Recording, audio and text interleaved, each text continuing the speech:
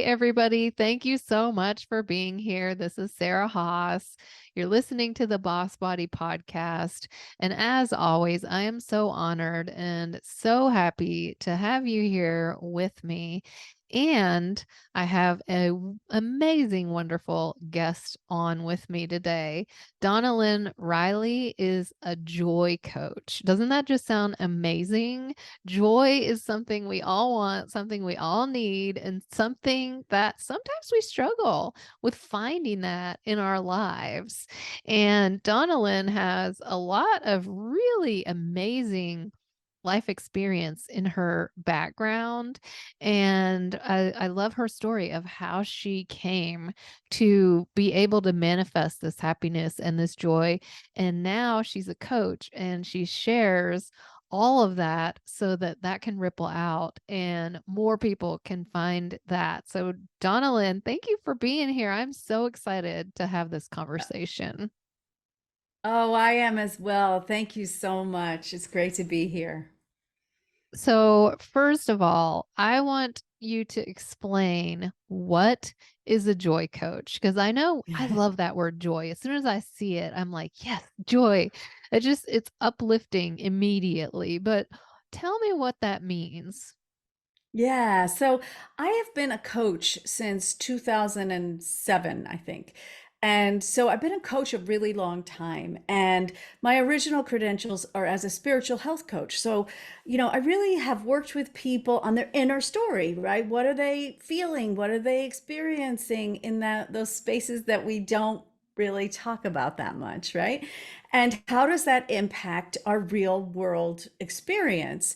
And, in the last couple of years, a few years ago, now my husband passed away unexpectedly, and my house sold a couple days later. And, all of this swirl of energy happened that most people would call a disaster, right?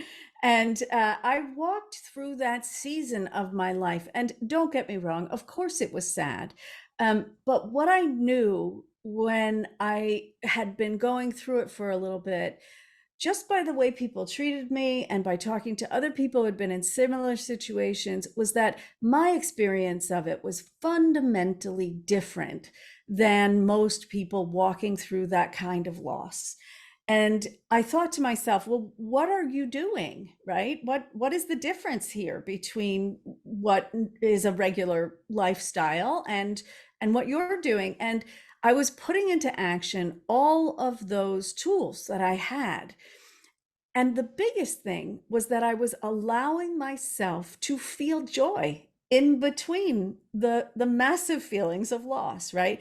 That I just allowed myself to kind of float back up to the top of my feelings and be willing to say, yes, it's okay to laugh, it's okay to have fun, it's okay to enjoy your life, even though these things are happening in your life, and to really actively help that happen in my body, in my mind, and in my spirit.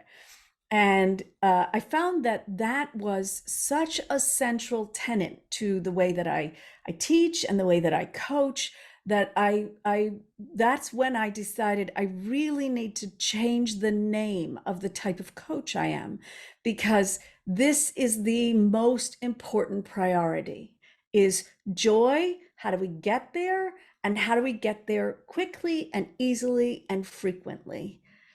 Yeah. Yeah, and I don't remember where I heard this, probably on Oprah or something because I'm a huge Oprah fan, but I remember it being described as joy is not just an emotion, it's a state of being. So we have emotions in the moment. We have sadness, we have grief, we have happiness, and that's more based on what's going on in our current, some days are great, some days not so great. But joy is sort of the way that you are in general. And for me, that means no matter what's happening in my life, I know that everything is happening for me, not to me. And also that I'm loved by a higher power, that the universe is on my side, and that everything is going to be okay. no matter what, no matter, you lost your husband, which is, and I know you were married for a very long 30 years or so. So that had to have Yeah. been, Yeah. devastating. So of course, as a human condition, you're going to be sad. You're going to have grief. But if you believe that everything happens for a reason, that everything is, it all, whatever happens, even death, isn't necessarily a bad thing. It's all part of the cycle. And it's hard to tell ourselves that and to be overall joyful when scary, things are happening. But if you can step back, and like you said, you're going to experience the downtimes. There's no way around that. But if you can also step back and say, yes, this is really hard, but the big picture is everything is going to be okay. Yeah, that's right. I love that as a definition of joy. I feel like we all have, I know for certain we all have set points, right? We all have emotional set points. And that's what that definition kind of reminds me of, is like, where do you go? Where does your body, mind, and spirit go when you're at rest, when you're in between? And if that place is joy, if that place is happy memories and fun and playfulness, and you have a set point of joy, then you're living an entirely different life than if that set point is revenge or worry or, yeah, right, or anger, all of those things that we can do. We can bring bitterness into our lives without really realizing it, by not being proactive about the way that we treat ourselves in those quiet moments. Um, and so I do like that definition of it. Also, you really reminded me of in loss of all kinds. So this is true when you lose a job, when you lose an argument with your spouse, when you, right, and also when you go through massive times of loss in the way that certainly I have. That when we are willing to say what you said, I know that there is something good in all of this, and I'm willing to allow it to overshadow whatever feels like something bad in my life right now. Then the questions between you and your spiritual experience become very different, right? Because then you can talk to yourself and whatever spirituality you believe in, about how is this for me? How is this? With my husband, it was super easy because he I knew for a fact that he would do anything for me, and that he always prioritized me, that he we had a relationship where he was so supportive and loving and caring that I couldn't believe that leaving would be an act that would disappoint me, right? And I know a lot of people feel abandoned in that action, right? But I thought, well, this is not consistent with what I know about this guy, right? What I know about this guy is that no matter what happens, he's always doing his best to participate with me in a way that is loving and caring and supportive. And so, what can I take from this that is loving and caring and supportive? And given my spiritual beliefs, which may differ from other people's, but for me it was also very easy to take that to the next level and say, okay, so where is he today, and in what way can I participate with him today? And so that also makes it much easier to go through that kind of loss, and move forward easily and happily, and knowing that all is well, right? And when we apply that to identity loss or job loss, or in the case of you, I know you work with people on their body conditions, right? And not reaching our goals and that kind of thing. And we say, okay, so it's for me. So how is it for me? Can I imagine that it could be good and for me? And in what way can I participate with it with this concept that I've got going on, right? With my feelings about it. Um, in what way can I participate in a way that continues that support that is meant for me, Mhm. enhances it? And I love how you said, depending on your spiritual belief, you can really look more at the big picture. You can really step back. I don't know if you've ever read Caroline Myss, Myss. I love her, and I remember reading something that she said, and it was talking about relationships, because when we lose a relationship, there can be a lot of grief and sadness, and there can be a lot of what's wrong with me? What did I do wrong? And the way she put it, I thought was really amazing. She thinks about it as like a spiritual contract. So what that means is before you come here on earth, you and all the other people you're going to encounter have a specific task or interaction or relationship that you decide is going to better you when you're on earth. And her example was someone breaks up with you and didn't show you the love that you deserved. And the thing was that you were looking for outer validation that you're loved. And if that person in that moment had given you that validation, you couldn't have done your own work and learned that you're valuable and loved, even if someone else doesn't show that to you. And that was your contract. And for me, I mean, that just that just blew my mind. That just opened up a whole new perspective. Like, oh, okay, bad things were pre-planned, and I don't know if I exactly believe that. I know I believe in free will, and we could go off on a huge tangent with that, but I think it's so true that people are here to teach us things, and sometimes they're here to do it for a while and then move on in whatever way that is, whether it's death or losing a relationship or moving away.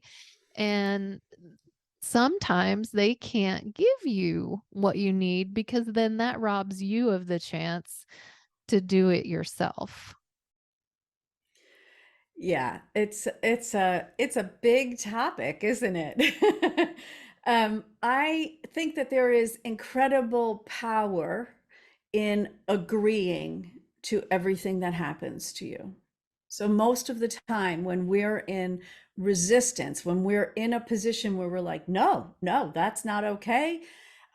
You're not going to treat me that way. You're not going to, right? The things that you described in terms of relationship. Um, what's happening in us is that we are drawing that closer to us, right? We are making more of it. It is becoming a bigger element of our experience. And in that space that we go, I don't want it to be bigger, right? It becomes bigger. And so when we agree with the things that happen to us, now I'm not saying don't have boundaries, right? So this is a nuanced thing that we're talking about. You still should have boundaries, and you still should have people treat you the way you'd like to be treated, and all of that, right? You still tell people who you are and what you want in your life, right? And in that way that you behave. But when things happen, and things often happen that are completely out of our control, someone dies, someone leaves, someone treats us badly, we don't have a lot of control over those things. So when we say, okay, I agree, this happened, and now I'm not going to try to correct the behavior. I'm not going to try to argue with the dead, and I'm not going to try to go to my boss and tell him why he really shouldn't have gotten rid of me. And I'm not going to go back to that ex-boyfriend, right? But really just say to myself, okay, this happened. Do I want to change what happened? Is there a way for me to change what happened? And do I want it? Does it really match up with my best life? Do I feel like, yes, I had some disagreement with this person. Now we're on the outs, but in the eventual, I think our lives together is going to be really good. Okay, then that's something that you work on, right? That's something you go to the person and start talking and start listening. But if these things are happening and they are finished, then it's time to let go, right? Yeah. It's time to say, I agree, it happened. I like that word Now, agree. I like that word agree. Um, because I think a lot of times when something's happening that we don't like, a loss of a job, and agree is another word of saying accept. I accept that this is happening because a lot of times we want to just stay in that place where we're almost arguing with the fact that it is happening. This shouldn't have happened. Why did this happen? And of course, you're going to go to those places. It's inevitable for a while. But recognizing, because you can sit there and argue with what is as long as you want, and you can stay really stuck in that funk. But instead of saying, okay, I don't want this, oh, this shouldn't be this, I say, this happened, and now what? Which is, where am I going from here? I can't change the fact that this happened. I got breast cancer. There was no arguing with that. I didn't like it. I questioned it. Why me? What caused it? Blah, blah, blah, blah. And I could have just stayed in that anger and grief. But I said, okay, I have breast cancer. And now what?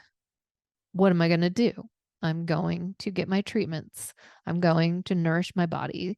I'm going to rest. I'm going to surround myself with the people who love me. I'm going to get what I need to get through this and come out on the other side. And in doing that, when you accept, when you agree, then you're like jumping onto a flow of what is going to happen instead of pushing against it. It's like that when you say you can't fight fire with fire. Like what you said, if you sit there and argue with it, it just keeps getting bigger because that's all you're embroiling yourself in. You're just ruminating on it, and that's what's going to be your reality. Your reality is going to be misery, anger, sadness, whatever, constantly until you can start accepting it and agreeing that, okay, this is happening. And now what? yeah. And now what? I love, and now what? What I had written down actually while you were speaking was what's next. There was a TV show years ago, and one of the characters on it, when he was finished with a topic, which wasn't necessarily when other people were finished with the topic, right? But when he was finished with the topic, he would say, "What's next?" And that was very powerful for me in that moment to say, "Okay, so when I'm done." I don't have to wait for anybody else to be done with it. It's okay for them to be having their experience. I'm sure that it was very hard for your family to see this happening to you, to have it happening to them, right? Because it's their mother and their wife, and right, and that's okay. But we each have to go through our journey individually, even though we can be supportive as family and friendly friends and groups, And it's going to take a and so different that amount of what's time next? for everybody. Yes. It's not a thing of blaming yourself. Like, why can't I get over this? Or why can't I move on? Those things are going to take time. Everybody's different. But I think just knowing that there you do need to accept it and start moving forward at some point. I know that some people, when they experience a death or a loss, feel guilty moving on. They feel guilty having joy because they feel like that means they're not grieving the person, and that means they're leaving them behind and forgetting about them, and that their grief is proof of how much they loved them. Yeah. Yeah. And you also want to finish every argument you ever had. When you've been married, I was married 25 years. We were together 30 years, as you had said. And yeah, there were plenty of arguments that started in my mind. And I thought, wait a minute, he's over it. He went somewhere else. He's not having this argument with you. Maybe you could be quiet now. Right. Yeah.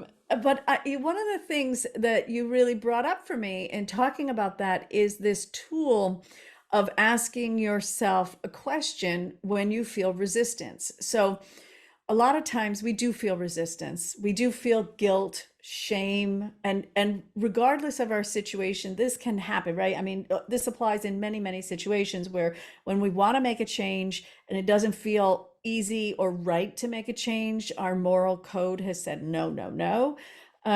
That to be able to have a few tools to get you from where you are, where you want something better. You do want something better, but you can't imagine having something better. You don't think it's right to have something better. One of the very powerful tools that you can use is a simple question of what if. So, what if? What if everything was okay right now?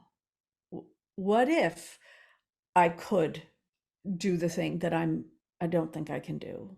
What would that be? And really allow yourself to lay down if you have to, right?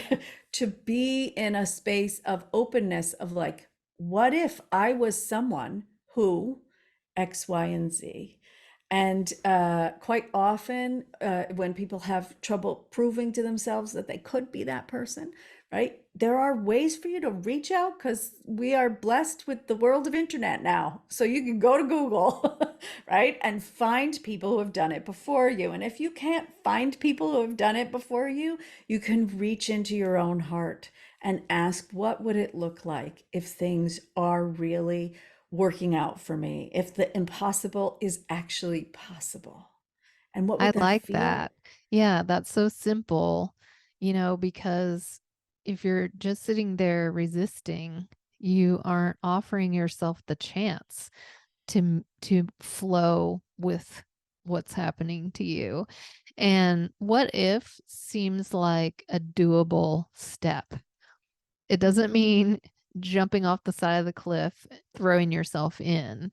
I like what if because it's just imagining possibilities. And we can do that. We can imagine what if I left this relationship that wasn't serving me?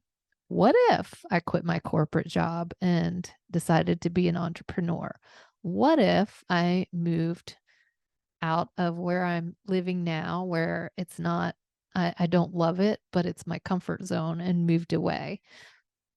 Just jumping in and just signing those papers or whatever, putting the house up for sale is really scary. But I love that first step is, just not going to unknown because it's hard to jump in to something that's just a black hole of darkness and you don't know. But if you can just start with a little step and say, okay, what if? And then the scary things that you might have to go through, for me, I got divorced after 17 years. That was very scary. And I did do a lot of that. What if? Okay, what is it going to look like if I'm a single mom? What is it going to look like if I'm, supporting myself without a dual income? And all facing all those scary things allowed me to start to move through it instead of Mm, just being stuck in this, well, I mm. can't do it. I don't want to share custody of my kids. It was unthinkable. All of those scary things were unthinkable, but just going, okay, what if? That was a good, easy way to like start shining the flashlight into that hole so it doesn't look so scary anymore.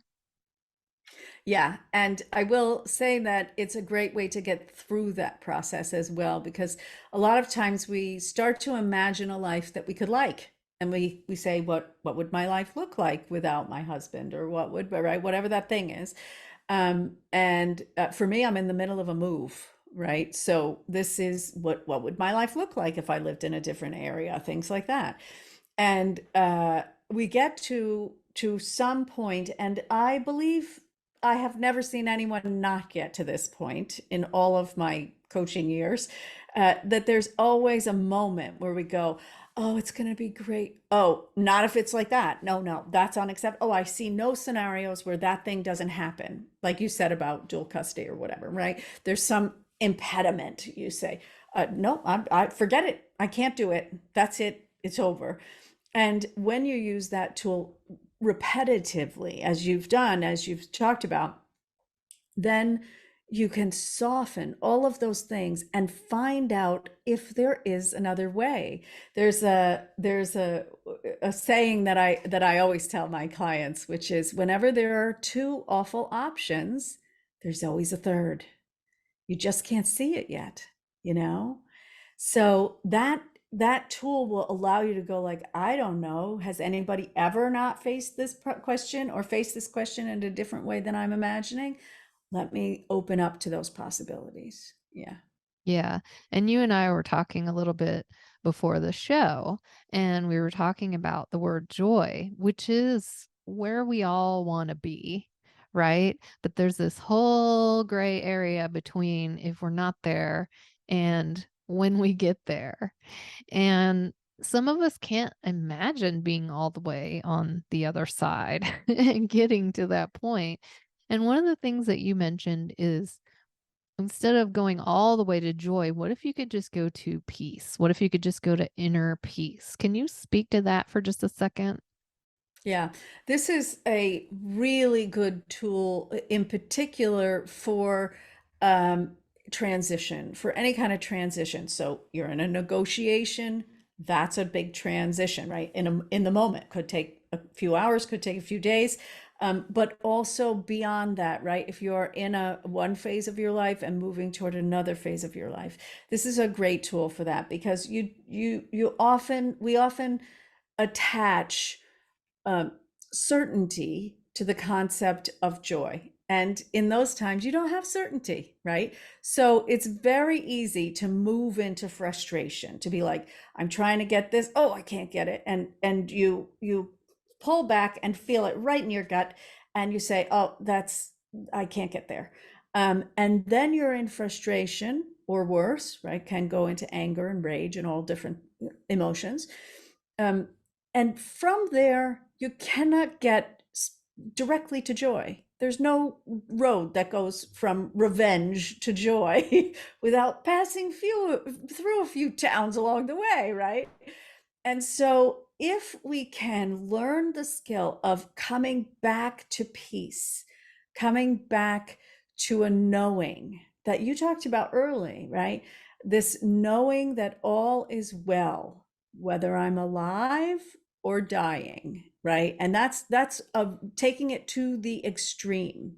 And it's important to take it to that extreme because when you have that knowing that you are okay no matter what is happening to you, no matter what, really, no matter what, then you can act from a place that is far more peaceful, far more plugged in, and ultimately far more powerful in your scenario. So you'll see this even as minutely as in conversation. If you're in conversation with somebody and they make you upset and you respond in anger or frustration, you do not get nearly as far as when you're able to come to the place of peace within you and then decide what to say, right? Which is a big one because there are a few choices there. and and then respond to the person. You're in a whole different conversation and you are in the driver's seat of your life. So peace is an important part of the process of really becoming 100% in control of your experience in the world, even though you're not in control of the world. Yeah, and that can seem really hard. It is difficult when you're in a place of fear or anger, or grief to go, "Oh, okay, I'm gonna find my inner peace." That's like Mm, easier said than done. And that's why we mm, have humans, earth angels like you to help people because a lot of times we need a guide, we need a coach, we need a therapist, we need someone who can help us navigate that. But before we finish up, if you could give us just a little advice on how to take that first step. I know, the what if prompt is great, but if you have any other advice, if someone's listening and they are going through a tough time, whatever that may be, and they're struggling to find peace and they definitely want to come out with joy on the other side, what would you what would you recommend? Well, there are so many incredible tools that you can use for this. And each tool has a best use, right? So if you're in anxiety, that's a really different thing than if you're in anger. And so, or if you're in depression, really different than if you're in rage. Those tools to get you from where you are to those better emotions, right? Which is then it becomes a little bit more smooth sailing. Once you're at peace, you can almost find fun, right? You could maybe find playfulness from there. So remembering that your entire objective during this time, in order to make it where you want to go as quickly as possible, is to allow yourself to, as for lack of a better way of saying it, to move up the emotional scale, allowing yourself. So this allowing piece, becoming willing, means that you may have to let go of a few things along the way, right? So allow yourself to feel a little better. And when you have those thoughts that tank you again, it's okay. Don't judge yourself for them. Allow yourself to feel a little better when you can. And take those little moments along the way that you have them. We all have them. And there was this thing that would happen to me when I was grieving and my house had been sold. So I had to be packing and grieving at the same time. And my house was a bed and breakfast. It was giant. It had things everywhere. And I had hired people to come for a few hours every day and sort of open boxes and make me decide what to do with it and then move them, right? And so I was tag sale, not tag sale, garbage, whatever. And there were times when someone would open a box and it would be a random box, right? There'd be like a stapler and some things you could figure out what to do, even if you're in grief. And then there'd be like pictures from your trip in, 2007, and you're just like, whoo, I don't know what to do, right? And so sometimes that would set me into a space of grief, like instantly. Of And so I would course. say, okay, we're just going to put that aside and I'm going to excuse myself. And this part of releasing judgment, I think is critical and is one of the things that keeps people from getting from any problem into solution, the happiness solution, right? Way of feeling better. And so I would excuse myself, go into the bathroom and sob, allow myself to feel whatever was going through my body at that moment. Just allow it. And it usually was not very long, a few minutes before there would be a small opening where my body would say, enough. And I could very easily go back into it if I said, oh, no, no, that's not enough. I feel way sadder than that. Let's keep going, right? But I also had that opportunity to say, okay, maybe this is enough for right now. Maybe I don't have to have all of the sadness that I'm ever going to feel on this topic right now. uh, and and allow myself to feel a little better and allow myself to feel a little better, allow myself to feel a little better. Yeah, and I think And that's so eventually, important what you said about, not denying your experience because emotions need to come up. They need to flow. Grief is tough. You need to cry, and pushing it down only keeps you stuck. So honoring when that's coming up and just giving yourself that moment, because once the emotion can flow, it sort of peaks, it's sort of like a wave. It peaks, there's a crest, and then it sort of goes down. Like, when you have a good cry, you just feel like, oh man, you like feel instantly better afterwards.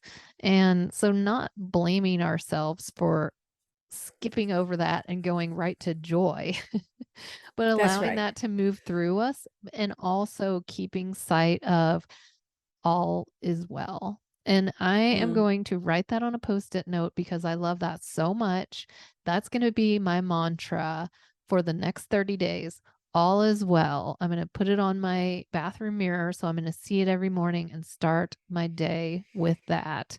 So before we finish, I know that you have a free resource I that people do. can get to help them work through this process. So I would love for you to share how we can get our hands on that. I do. Thank you. Going through the process can make you feel of life dinging you up, right? Of life beating you up a little bit along the way. And even the things that are for you that you think like, oh, I really caused trouble, didn't I? This is terrible.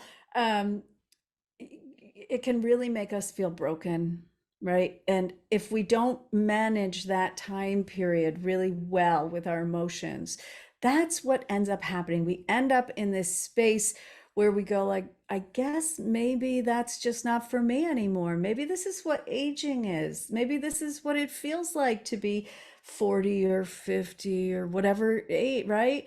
And and that is critical that you understand that if you go to that space and you decide to change all your belief system around it to support that, you will be in trouble for the rest of your life. In that, joy won't come easily ever. And so I made this guide called The Guide to Being Unbreakable. And that's exactly why I made it, because whether we are in a space where our lives are really good, but we end up in frustration all the time and we just want to beat ourselves up about it, or we really have really big issues going on and we don't know how to get out of them. This is a document. It's about 25 or 30 pages long, and it will show you, first of all, a system that will allow you to work that system, to think about how do I break down this problem, use my brain, get involved. And it will also give you those practical tools along the way to be able to mitigate your energy. So we have bodies, right? And we have to admit that we have bodies and they're participating. They have hormones, they have energy systems. And when we have a few tools, the wrench of your, the adjustable wrench of your toolkit, right? It does everything. Uh, you can use it as a hammer. You could, right? So there are those tools as well in there so that you can start applying it immediately. And it's not just theoretical anymore, right? So that is at unbreakable.guide. You just go to your browser, write the word unbreakable, and then put the period in and write guide after it, just like it was a URL, and it will go directly to the place where you can get that. Awesome. Oh my goodness. That sounds amazing because we all need steps. We all need baby steps. And we all want joy and we all deserve joy. And thank you for just putting that out into the world and giving us a resource and giving us steps we can take so that we can follow the path step by step in a doable way and get to that up level, that best life, that amazing spot. So I want to just thank you so much for being here and for all that you do. My pleasure. Thank you so much for having me. It's always a pleasure to talk to you. And thank you all for being here. Thanks for tuning in. And I wish you all the joy in the world. And until next time, I'll see you then.